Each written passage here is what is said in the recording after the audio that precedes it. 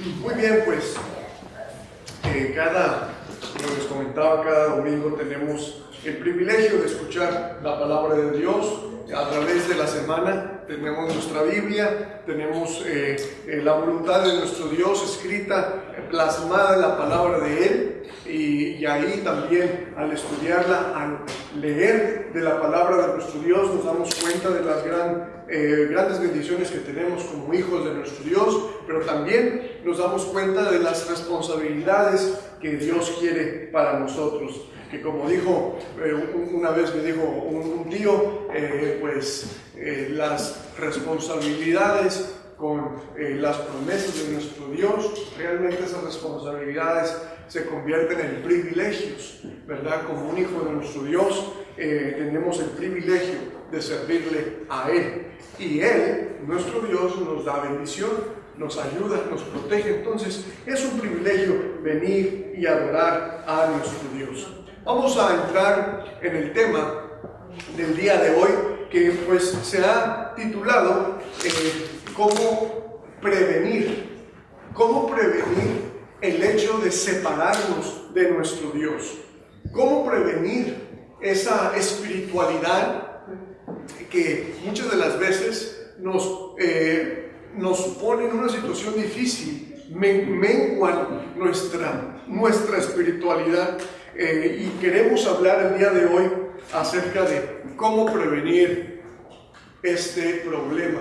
Un problema en el cual sabemos que existe, ¿verdad? Al ver a nuestro alrededor, al ver que por ejemplo, nuestra congregación tenía ciertos miembros, cierto número de miembros hace un año, hace 2 años, hace 3 años, y ahora tiene otro número de miembros. Ahora tenemos otras caras. Y entonces esto sucede en cada congregación, donde muchas de las veces Satanás destruye a cristianos.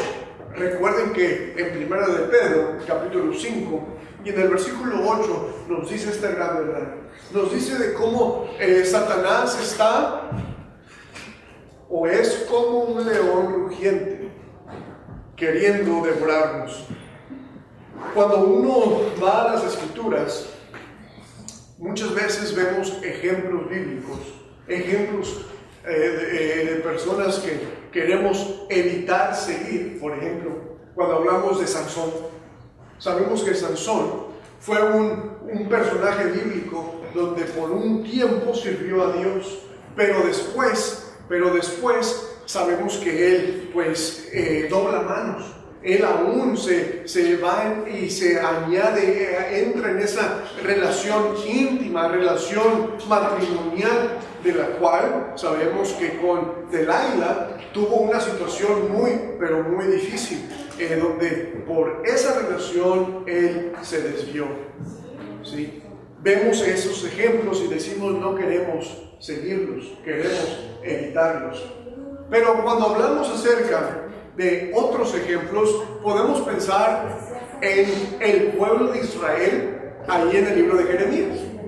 En Jeremías, capítulo 2, nos damos cuenta de una historia pero muy triste.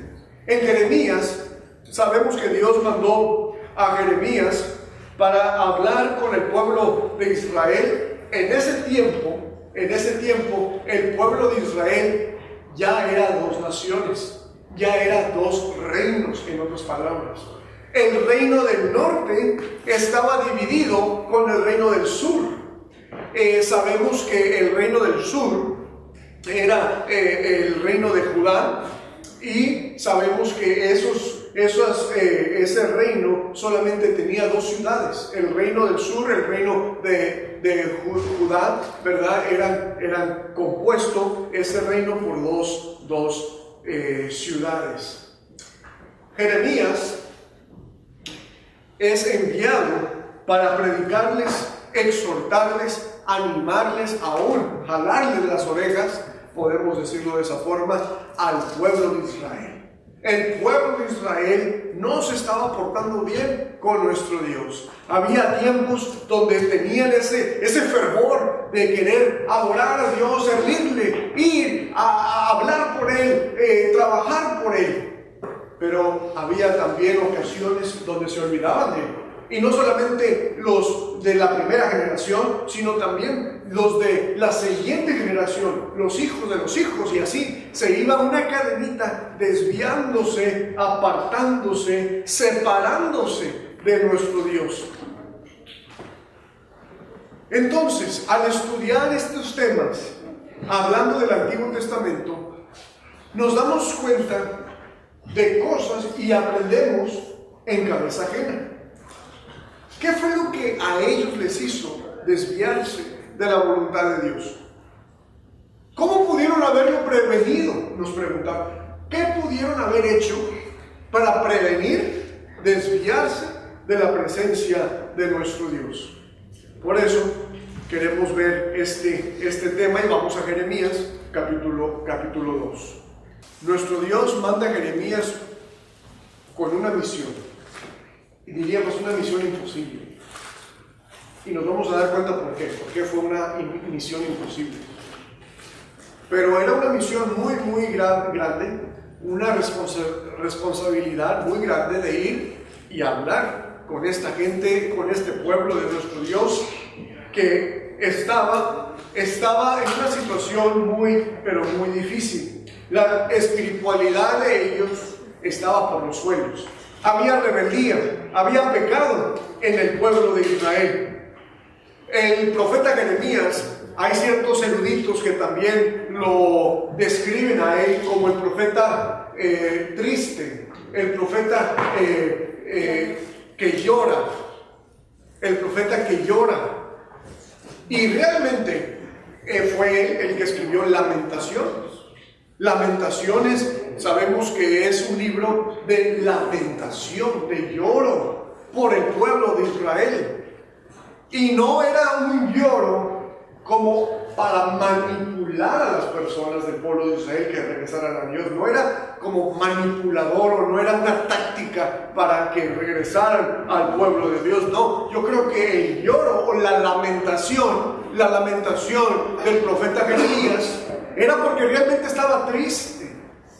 Pónganse a pensar, si ustedes fueran Jeremías y están en ese momento hablando con el pueblo de Israel, probablemente hacía juntas en cada ciudad o en cada región, hacía juntas con los líderes, con aquellos que eran del poder en cierta ciudad, y los juntaba, hablaba con ellos de Dios, les decía la voluntad de Dios. Y ellos, al ignorarlo, ellos aún al justificar sus errores, justificar el pecado, ¿cómo nos sentiríamos? Al ver que pasa años, pasan generación tras generación, al ver que los niños crecen y son más rebeldes que los padres, al ver que esos niños se convierten en padres y sus hijos también se están desviando del camino de Dios. Entonces, ¿qué creen ustedes que sintió Jeremías? Muy probablemente fue eso, esa lamentación, esa tristeza. Por eso lloraba el profeta Jeremías. Dios lo mandó para ayudar al pueblo de Israel, para ayudarles, animarles que regresaran a Dios. Si tenemos ahí en Jeremías capítulo 2, vamos a leer versículos del 2 al 3, Jeremías capítulo 2, y vamos a darnos cuenta en este capítulo, de hecho nuestro tema el día de hoy, nos vamos a basar en este capítulo. Pero nos vamos a dar cuenta hasta ahorita, nos vamos a dar cuenta que Dios mandó a Jeremías por 3 propósitos, por 3 razones. Primero, para recordarles del pasado de ellos, para recordarles y exhortarles por el presente, de cómo estaban viviendo en ese momento, en el presente. Pero también para revelarles a ellos el futuro, En Jeremías capítulo 2, versículos del 2 al 3, dice la palabra de nuestro Dios, dice, anda y clama a los oídos de Jerusalén. Aquí está hablando Dios le está diciendo a Jeremías, te mando, ve, diles, predícales, Dice, así dice Jehová, me he acordado de ti, de la fidelidad de tu juventud, del amor de tu desposorio, cuando andabas en pos de mí en el desierto, en tierra no sembrada. Santo era Israel a Jehová, primicias de sus nuevos frutos. Todos los que le devoraban eran culpables. Mal veían sobre ellos, dice, mal venía sobre ellos, dice Jehová. Dios, en este momento, Jehová, les quiere recordar al pueblo de Israel de cómo antes era la situación, cómo era la relación de ellos con Dios, antes de la situación presente en la que estaban viviendo. Ellos, el pueblo de Israel, vivía, gozaba, se alegraba por tener una relación íntima con Jehová, con nuestro Dios. Jehová aquí está hablando de cómo Él también recuerda. Él recuerda esa relación tan amorosa. Él recuerda ese amor, esa cercanía, esa entrega que se tenían uno al otro. Tenían una relación muy, pero muy estrecha. Cuando pensamos en nuestra relación con el Señor, hace un año, hace 5 años, hace 3 años, ¿qué nos recuerda de esa relación que tuvimos con nuestro Dios? En otras palabras, cuando nos bautizamos, pues, ¿cómo era nuestra relación con nuestro Dios? Nos acordamos cuando hacíamos promesas a Dios, que le decíamos: Dios, yo te voy a servir, yo voy a hacer la voluntad tuya, te voy a adorar, voy a ir a los cultos todos los domingos, voy a portar bien en el trabajo, en la escuela, voy a leer la Biblia cada día. Teníamos planes para nuestro Dios. Le habíamos hecho promesas a Dios. ¿Quién no se acuerda en el tiempo pasado? Cuando le prometíamos a Dios que le íbamos a servir, no importaba qué era lo que se nos metía enfrente o se nos cruzaba enfrente. Yo, como quiera, iba a servir a Dios, aún hasta ir y morir por Él. ¿Se acuerdan cuando nos prometíamos eso? Dios quiere que nos acordemos del pasado. Es lo que quiso para el pueblo de Israel, que se acordara del pasado, de cómo era la actitud del pueblo de Israel anteriormente. También Dios mandó a Jeremías para exhortarle, para que Jeremías le exhortara al pueblo de Israel por el presente.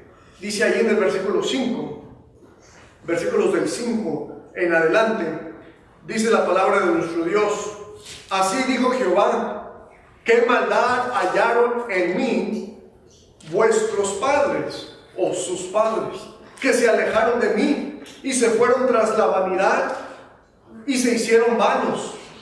Y no dijeron: ¿dónde está Jehová, que nos hizo subir de la tierra de Egipto, que nos condujo por el desierto, por una tierra desierta y despoblada, por tierra seca y de sombra de muerte, por una tierra por la cual no pasó varón, ni allí habitó hombre? Y os introduje en tierra de abundancia, para que comieseis su fruto y su bien. Pero entrasteis y contaminasteis mi tierra, e hicisteis abominable mi heredad. Los sacerdotes no dijeron: ¿dónde está Jehová? Y los que tenían la ley no me conocieron. Y los pastores se rebelaron contra mí. Y los profetas profetizaron en nombre de Baal. Y anduvieron tras lo que no aprovechan. Esta era la triste condición que el pueblo de Israel se encontraba en este momento. Y Jeremías estaba ahí con ese propósito: decirles, hablarles directamente por la situación en la que se encontraba el pueblo de Israel. Ellos probablemente argumentaban, se justificaban por los pecados que estaban cometiendo, se justificaban por los errores en los cuales ellos vivían. Se habían separado de Dios, habían comprometido la verdad por la mentira. Increíble esta situación, pero podemos darnos cuenta de cómo nuestro Dios, para ayudarle a alguien a ver la verdad, Dios necesita a hombres arreberos, a hombres valientes que vayan y digan, prediquen y sean directos con la verdad de nuestro Dios. Gracias a nuestro Dios por aquellos Samueles, aquellos hombres como Samuel que van con ese denuedo, van con esa valentía de pararse a aquellas personas como Saúl para decirles: Dios lo que quiere no es sacrificio, sino obediencia. Saúl había hecho cosas incorrectas y Samuel vino y le dijo: lo que Dios quiere no es sacrificio, sino obediencia. Gracias a nuestro Dios por personas como Natán, como el profeta Natán, que tienen el valor de estar frente a aquellas personas como David para decirles que tú eres aquel que ha hecho tan grave error. Tú eres, nadie más, tú eres el culpable. También gracias a nuestro Dios por aquellos Jeremías, por aquellas personas que actúan como Jeremías con ese valor, ese denuedo, esa sinceridad de estar enfrente de aquellos que se están apartando del camino de nuestro Dios para decirles de una forma amorosa, de una forma sincera y preguntarles, como aquí el profeta le preguntó al pueblo de Israel en el versículo 5, ¿qué maldad ha hecho Dios para merecer lo que tú le estás dando? Cuando vemos en el ejemplo, cuando vemos en el espejo, nos reflexiona quién somos. Obvio, en la mañana nos ponemos guapos, nos ponemos que queremos vestirnos bien, nos perfumamos, queremos arreglar el cabello, algunos se peinan, otros no, pero bueno, pues es normal, algunos sí, algunos no. Y nos queremos poner presentables y todo. Pero realmente, más allá de esto, ¿qué vemos? ¿Quién somos? Hay que preguntarnos quién realmente somos. ¿Qué es lo que vemos en el corazón? Hay una canción, un corito muy bonito que dice: peínate el corazón.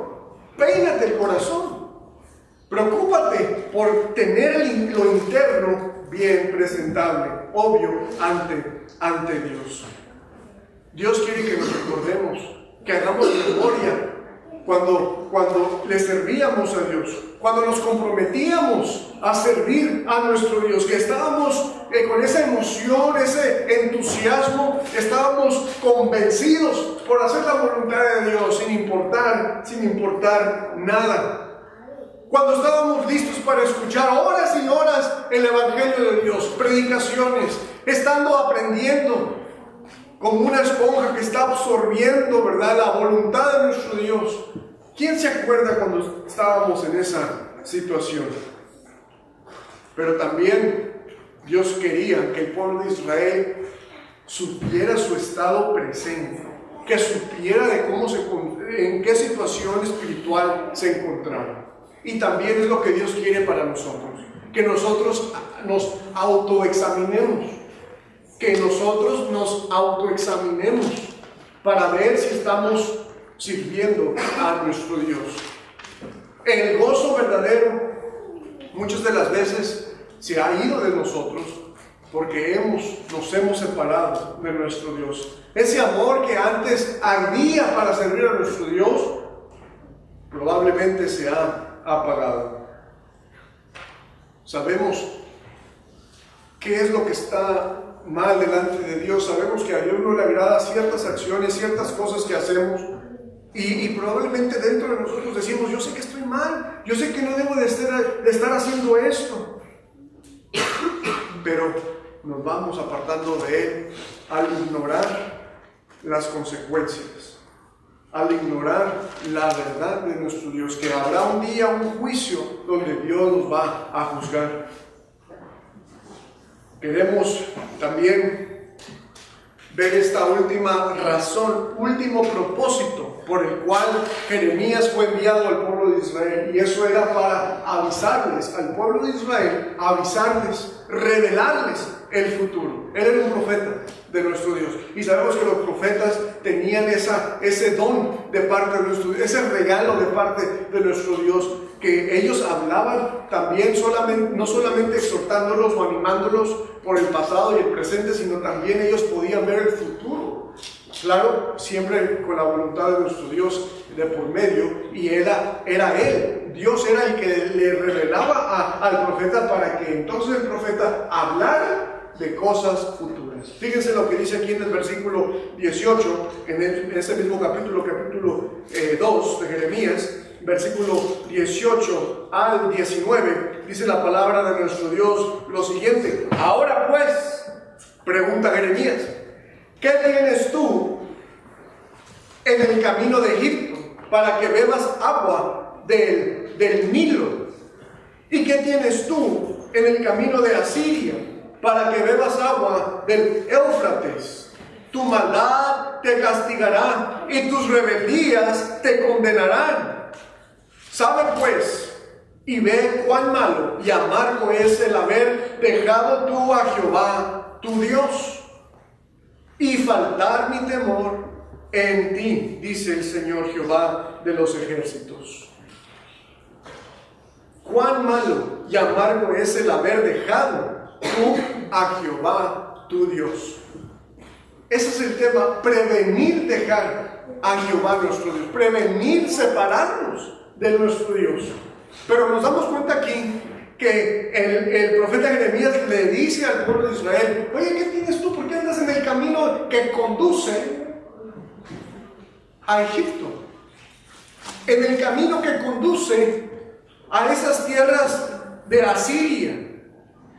Egipto, ese lugar, como también Asiria, es sinónimo de pecado, de rebeldía, pero también es sinónimo de esclavitud. Y entonces Jeremías le está diciendo al pueblo de Israel, oye, pero ¿por qué te conduces de tal forma que vas derechito a ser esclavo? Vas derechito y te estás portando igual que los rebeldes de Egipto, los rebeldes de Asiria, los que no conocen de Dios, los que no tienen al Dios. Te portas igual que ellos. ¿Qué tienes tú andando portándote así?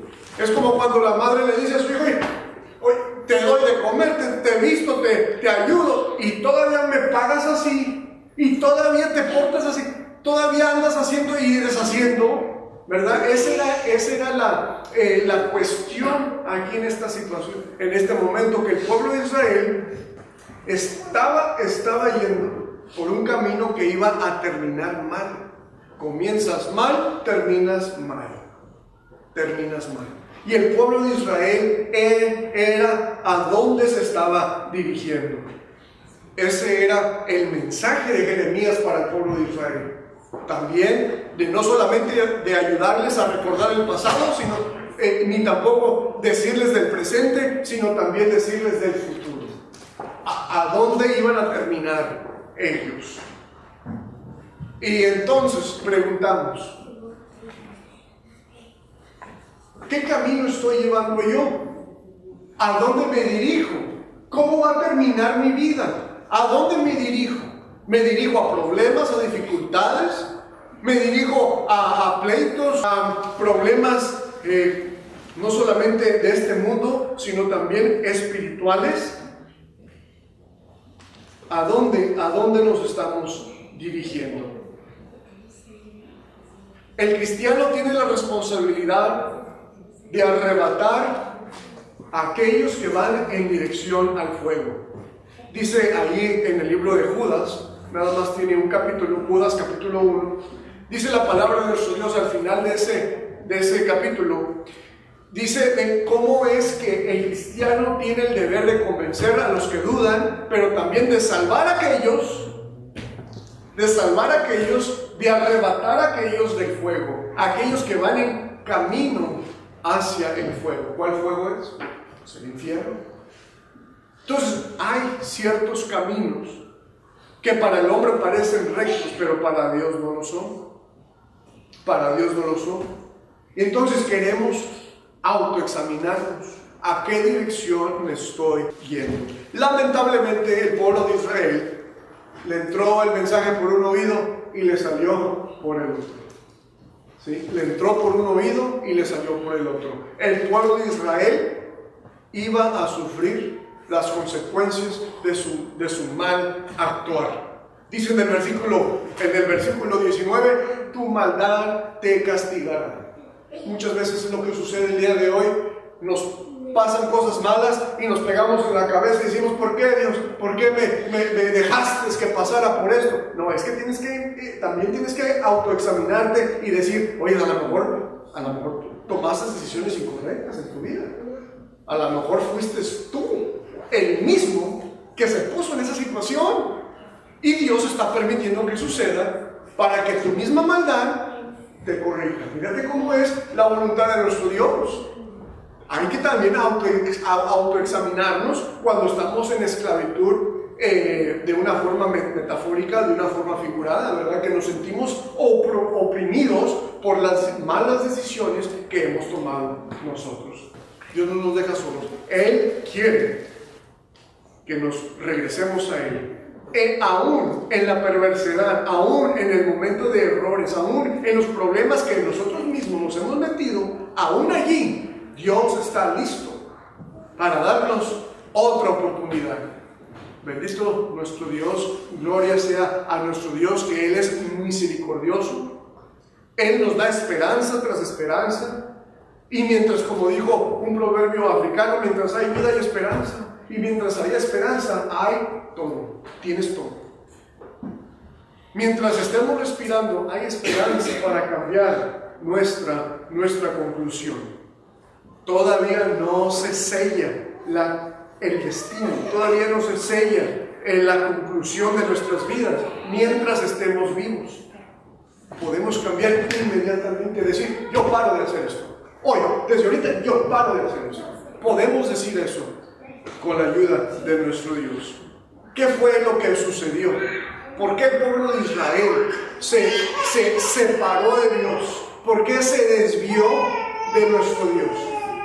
Entendiendo esto, nos va a ayudar para poder nosotros prevenir, separarnos, desviarnos de la voluntad de nuestro Dios. Dice ahí en el versículo 5, Jeremías 2:5, nos dice, primero que nada, dice la palabra de nuestro Dios, ¿qué maldad hallaron en mí vuestros padres, que se alejaron de mí y se fueron tras la vanidad y se hicieron vanos? La palabra clave es hacerse. Se hicieron vanos. Una persona que se hace vano o que se hace y vive tras el pecado, vive en pecado, que dice, no creo en Dios. Alguien que diga eso, alguien que diga, yo no creo en Dios. Alguien que llegue a llegar a una situación pecaminosa, por decirlo así, y vivir en ella, alguien que se hace vano, no es de la noche a la mañana. No es inmediatamente. No es así. Toma tiempo. Entonces, primero que nada, podemos darnos cuenta que probablemente pasó. Si creemos que tenemos en abundancia, entonces darle gracias a Dios. No pensar y decir mis fuerzas y yo lo logré y yo, porque ese es el principio de la destrucción. Como el pueblo de Israel aquí estaba en esta situación vulnerable, que tenían todo, se sentían que tenían todo y pues simplemente se olvidaron de nuestro Dios. ¿Cuándo es cuando realmente estamos de rodillas, estamos pensando día y noche de la voluntad de Dios, orando con Dios? ¿Cuándo hacemos eso? Cuando nos está yendo mal. Cuando suceden cosas graves en nuestra vida.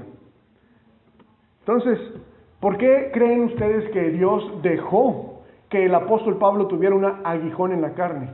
Es decir, algo que le doliera en su carne. ¿Por qué? Mismo Pablo dijo, porque cuando soy débil, soy fuerte. Entonces, hay que aprovechar cada momento que Dios nos da en nuestra vida.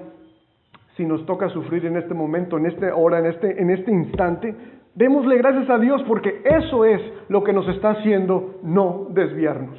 Y si tenemos todo en la vida y creemos que tenemos en abundancia, démosle gracias a Dios también. Y no nos olvidemos que por Él estamos en esta situación.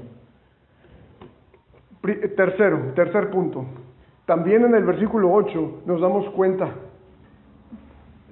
una de las razones por las cuales se desvió el pueblo de Israel. Y era porque los líderes, o sea, los sacerdotes y aquellos líderes que conocían la ley de Dios, simplemente se olvidaron de eso, la manejaban mal, torcían la voluntad de nuestro Dios, no la manejaban correctamente.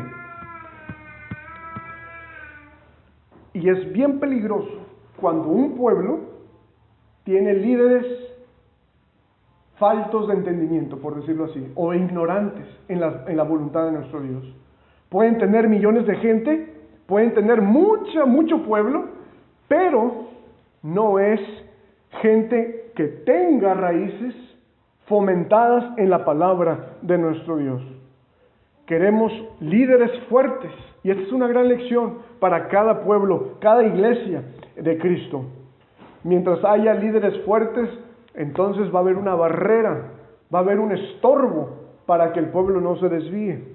Pero mientras haya líderes que no estén preparados en la voluntad de nuestro Dios, corre riesgo la iglesia. Y pues simplemente se desvían, o llega otro predicador y simplemente porque no me gusta cómo predican, ya me voy a ir, porque no fomentaron raíces fuertes y espirituales en la voluntad de nuestro Dios. Cuarto, también se desviaron porque se olvidaron de Dios y no tuvieron temor de Él. Como dice en el versículo 13, no hubo temor de nuestro Dios. Se olvidaron, sustituyeron la voluntad de nuestro Dios, lo sustituyeron por otras cosas que realmente no eran nuestro Dios. Dice, 2 males ha hecho mi pueblo, me dejaron a mí, fuente de agua viva, y cavaron para sí cisternas rotas que no retienen agua. En otras palabras, dijeron, el trabajo es mejor. ¿Sí? El trabajo es mejor. Lo que me da de comer, lo que puedo ver yo, eso es mejor. La cisterna me da agua, yo creo en la cisterna. Pongo mi fe en la cisterna, en vez de poner la fe en aquel que hace la cisterna, en aquel que pone los medios para que podamos tener una cisterna y tomar de ahí. Entonces, ese es el error. ¿Por qué? ¿Por qué no están muchos aquí hoy? Mucha gente que hemos hablado con ellos de la voluntad de nuestro Dios, les hemos invitado que vengan los domingos a las 2 de la tarde. Dice, hermano, como algunos me llaman pastor, del cual soy evangelista, no soy pastor, pero me dicen, hermano, pastor, mire, yo quiero ir y estaría ahí, pero la cisterna, la que me da agua, no la puedo dejar. Es decir, el trabajo, el que me da dinero, no lo puedo dejar. Tuviéramos lleno aquí, si tuvieran otra mentalidad. Lamentablemente el pueblo de nuestro Dios puso su fe en lo material, en la cisterna, en vez de lo espiritual. Y por último,